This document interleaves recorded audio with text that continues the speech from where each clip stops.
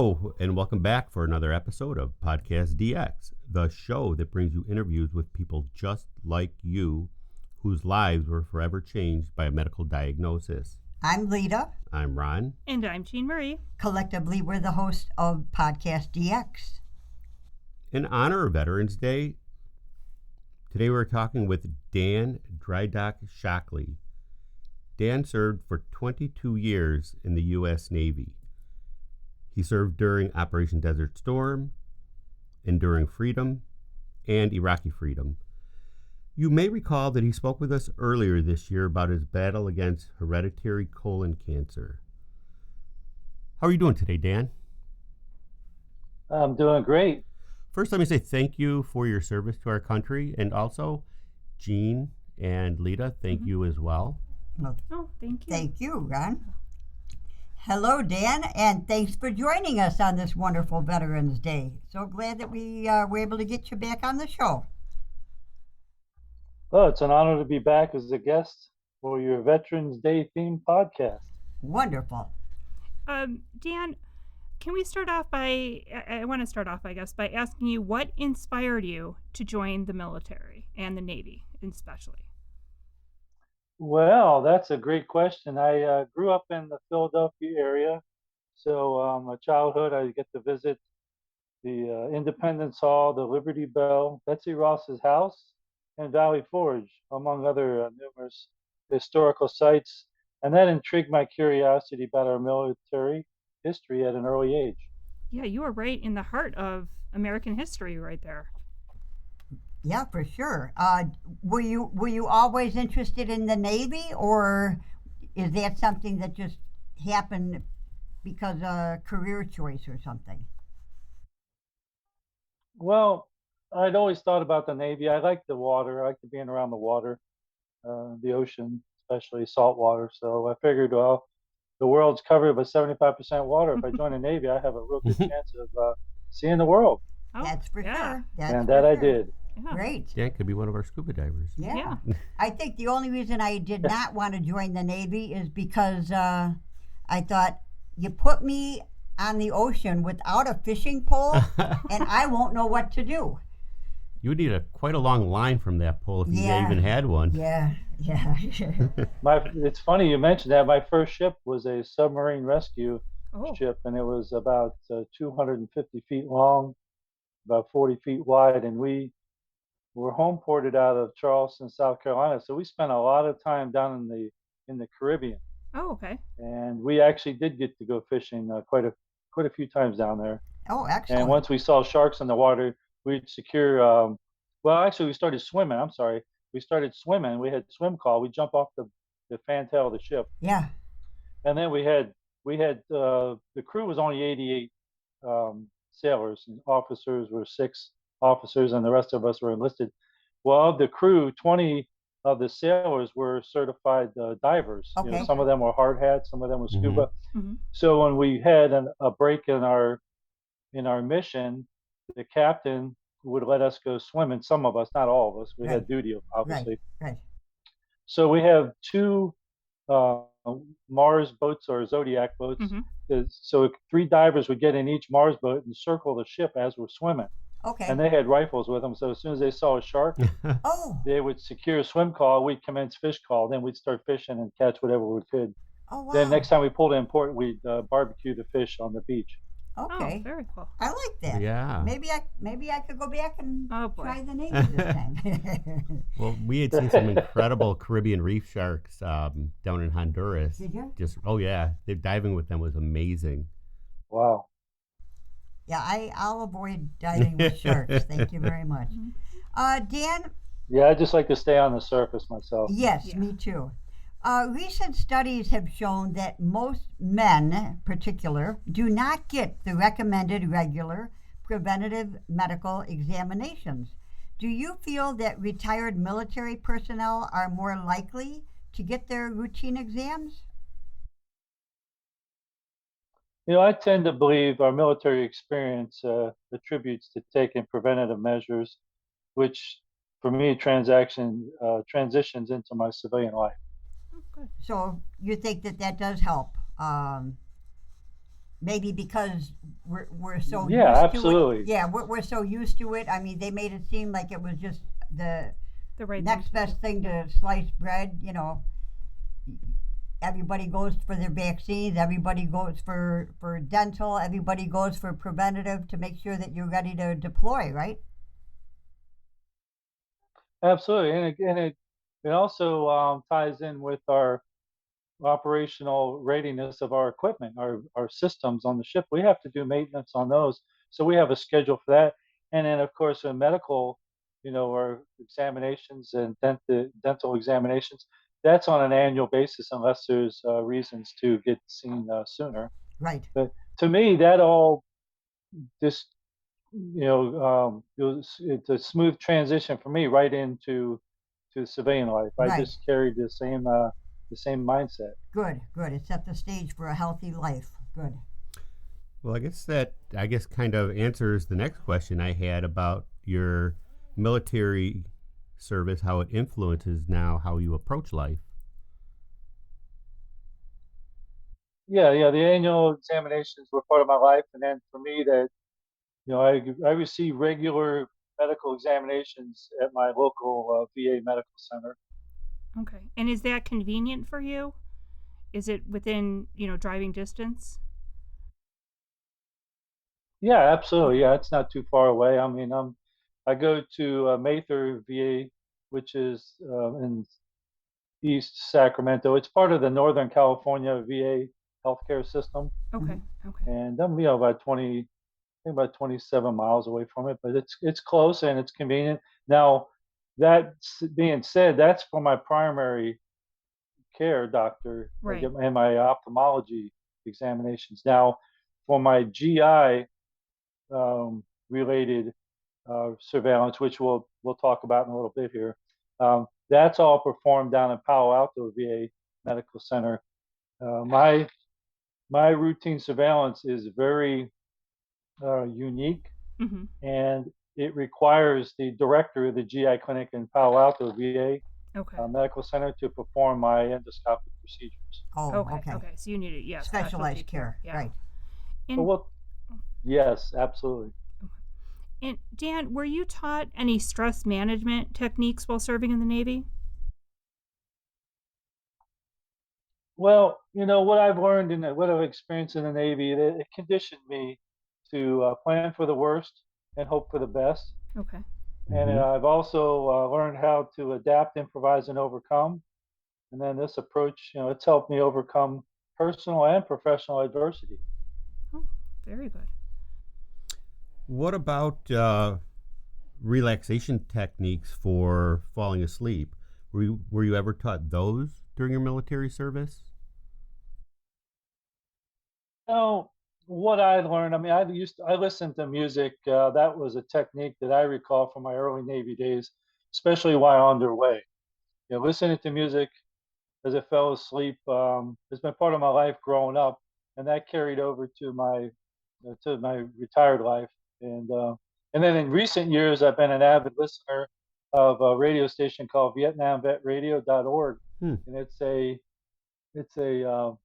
nonprofit. It's a 24-hour uh, radio station online, and it plays commercial-free music from 1955 to 1975. So that all the music listening to for me, this is just this has been amazing. It helps me relax. Mm-hmm. Um, like I said, especially on the ships when they're underway, Mm-hmm. Mm-hmm. because there's so many things going on, and we're working 12 on, 12 off. Okay. So um, you're busy. You're working, a day shift for a month, and then you switch over. I mean, because we get underway, you're on deployment for 6 months. Well, I was on deployment for 6 months at a time. Mm-hmm. These days, I'm sure the deployments are a lot longer than that. But for me, the technique was music. Okay. Okay. Great. Well, I'm glad that they allowed you to do that. Yeah. And that you had access to it. Yeah. Right, right. Dan, how did your working in the service affect your level of physical fitness throughout your life? Well, our active duty responsibilities and physical fitness is about making adjustments.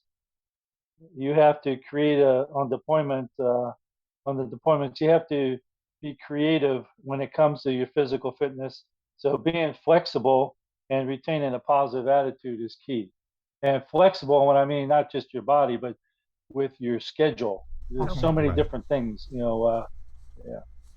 Right. I'm sure that what you're referring to is the fact that, like, you're 12 on and 12 off. If you're Trying to off, fit it in right, there, you've got yeah. to you've got to fit it in there when you can, and but they do encourage you to stay physically fit because that helps keep your mind sharp and your body healthy, Mm-hmm. right? And I can see where you're saying you have to kind Oh, of, absolutely. Yes, it's a requirement. Yeah. Okay. and I can see where you said, creative. Because like I personally, I guess now I can think of like TRX or things like that, but trying to stay physically fit on a submarine seems like a challenge. Right. So Dan, Yeah, absolutely. we are obviously, everybody knows we're still in the COVID pandemic, and recently it's made the news quite a bit about RSV. As a matter of fact, we are doing an episode on that as well. How did your military service influence your feelings toward vaccinations? Well, vaccinations, they're a part of my Navy career from the onset, and I have no reservations receiving them. And of course, that carries over to my retired life. And preventative measures, they're important to me. Right. Sure. I'm In fact, Good. last week I just received my latest booster. Oh, good. Okay. Good. Did you get the Omicron booster? Yeah, that one I got Okay. earlier this year. I go Okay. every Okay. 6 months and Okay. Oh. All right. get Good. the Oh. Good. boosters. So Good. whatever the lineup is, I just go in Latest and there and greatest. Yeah. Right. let Well, them good. update my card. Yep. Right. Yep. Yep. And Dan, how did your time serving overseas influence your approach to working in a group? Wow. Yeah, teamwork I've learned is a very important piece to completing each mission. In preparation for each deployment, we receive extensive training on better preparing us to be diversified, and that's for that. For the teamwork, being diversified is very important to me. So, are you saying that you should be able to handle more tasks than what you're typically given? Because if a teammate falls, you have to take over that position. Is that what you're saying? Oh yeah, absolutely. You have to be flexible that way, and there's just numerous opportunities where something comes up, and multitasking. Right. That was big. We had collateral duties, and so you just have to be able to step up when you're called to do so, or if you see something, go ahead and you know make a recommendation, or just help out the team any way you can. Good advice. Yeah, that's great that has to be a great carryover in the civilian world as well. Mm-hmm. Dan, have you received any treatments for PTSD? Well, during my VA intake, when I retired back in 2003, Mm-hmm. I was screened for PTSD, and I didn't show any signs. Okay. Okay.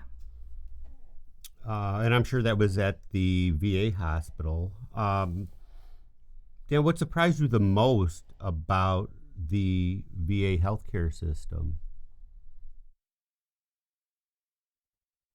The My personal experience, the attention to detail during my medical examinations for my service-connected medical conditions, as well as preventative screening, such as colorectal cancer. Mm-hmm. In 2012, I received my first and only colonoscopy, and I was 51 years old. That was a regular schedule. The results revealed 100 polyps embedded throughout my colon, rectum, and anus. My GI doctor, bless his heart, he suspected that there was an underlying issue. He immediately referred me to the certified genetic counselor at Triple Army Medical Center there in Hawaii. The VA Medical Center is on the same campus as Tripler. Okay. And so what happened is germline DNA testing was initiated, which revealed that I have the hereditary colon cancer syndrome known as attenuated familial adenomatous polyposis. Now, I know that's a mouthful, it's a lot Yeah. to digest. Right. We just use the acronym AFAP. And Okay. of course, sense of humor. You have to have humor. Yeah. Mm. That Yeah. helps along. Yeah. So, shortly after my diagnosis, I underwent successful total proctocolectomy surgery. Now, what that means is they removed my colon, rectum, and anus, and I'm outfitted with an ostomy. Hmm. And what that is, the reason that is, was the surgery was performed is because any of those polyps left unattended Hmm. have a 100% chance of developing the colon cancer. Oh, wow. Oh, So wow. I had educated myself that this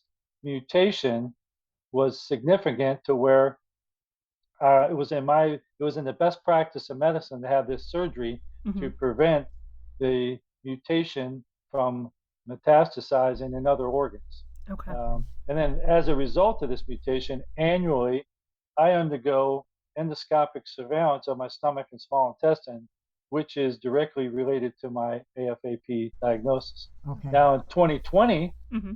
the routine endoscopic surveillance, it revealed a 3 centimeter adenoma in the beginning of my small intestine. Oh, that had to My be GI scary. doctor at Palo Alto, well, the thing is, I'm prepared. I'm going to plan for the Hmm. worst, hope for the best. Hmm. Right. And my GI doctor, Palo Alto VA Medical Center, he recommended that I consider an invasive surgery to spare my pancreas.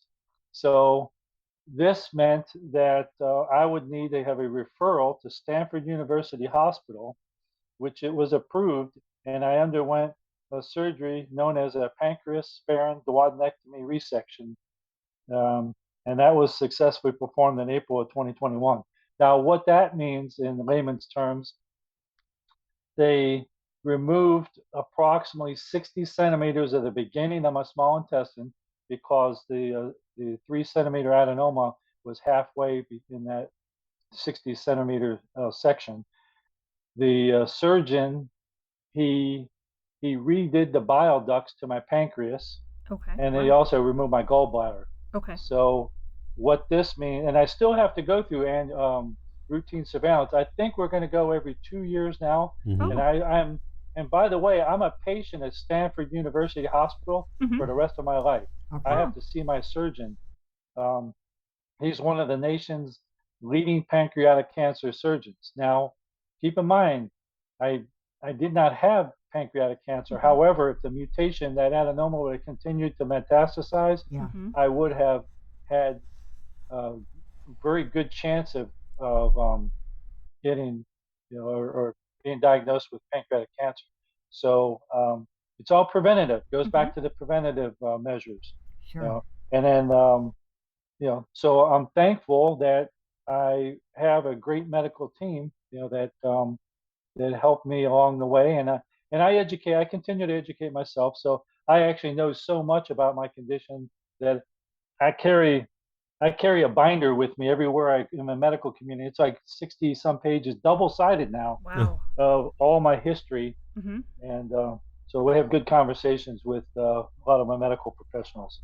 Yes. That's Very actually good important. advice for everybody. Right. Yeah. Very And important. yeah, they should bring you in to talk with medical students to give them a more in-depth view of things.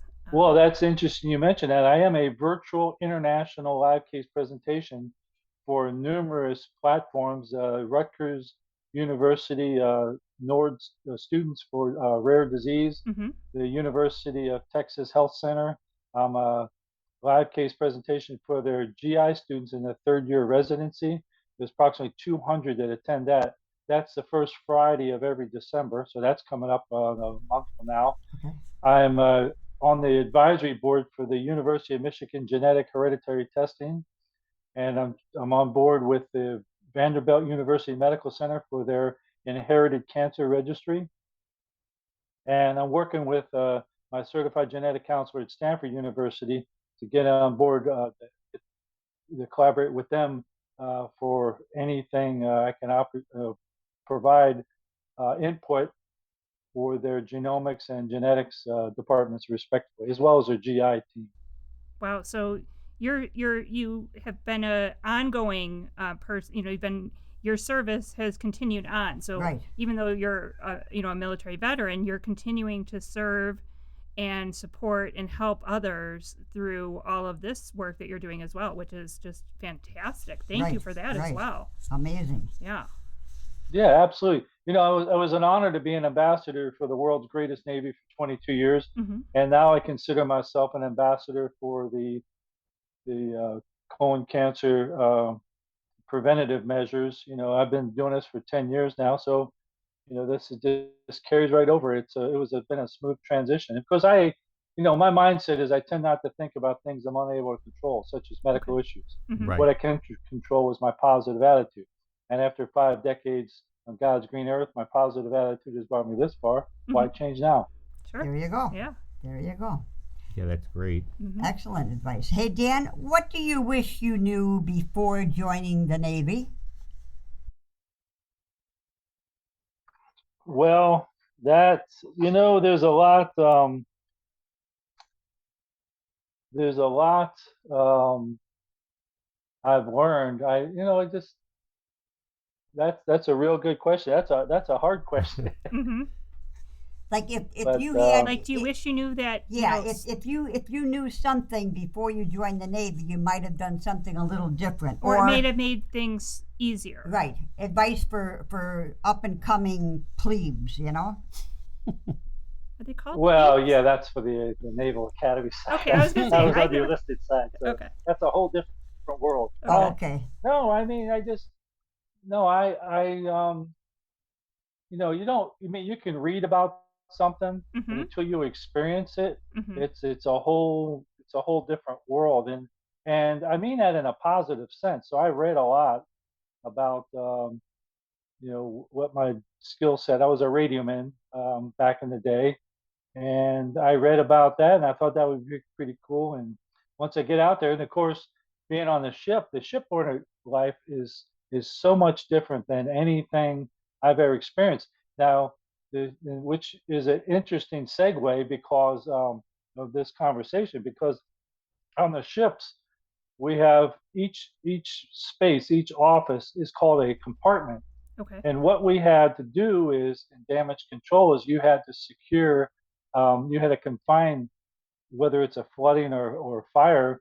So we had to do compartmentalization. Well, I do that we learned to do that in our life, and I do that. I'm very good at that. Hmm. Compartmentalize things. Mhm. Right, right. So, but I didn't know anything about that at the time. But until you get in there, and it was a very positive experience. I mean, there was a lot of learning that went on for the 7 different ships I was assigned to. 3 of them deployed to the Persian Gulf, and yeah, I just but you try to read as much as you can about it, and then ask lots of questions to into veterans. But everyone's going to have a different. They're going to accept things, differently. Sure.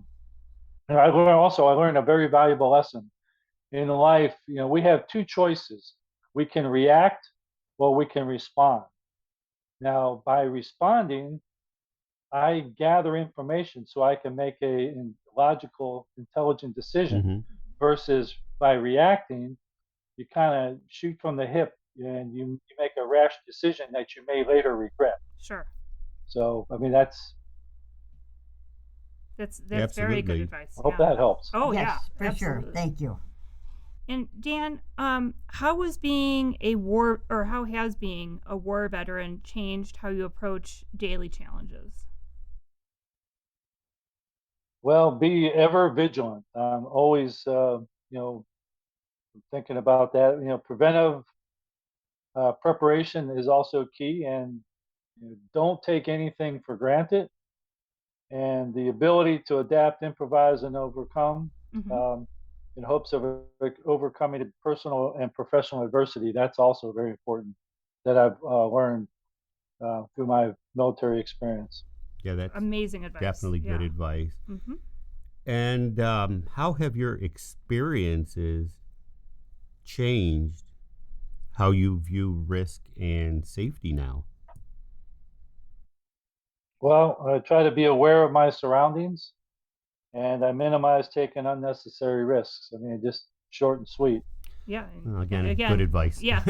Common sense. Well, yeah, but it's not common enough sense, of but that. you don't. Not enough of that running around. It's stuff that you don't think of. Yeah. Right, right. So we are going to look forward to the Dan Dry Dock Shockley, book of daily advice. Yes, common sense every day. Yeah, a wonderful common sense thing to do, and get you through the day.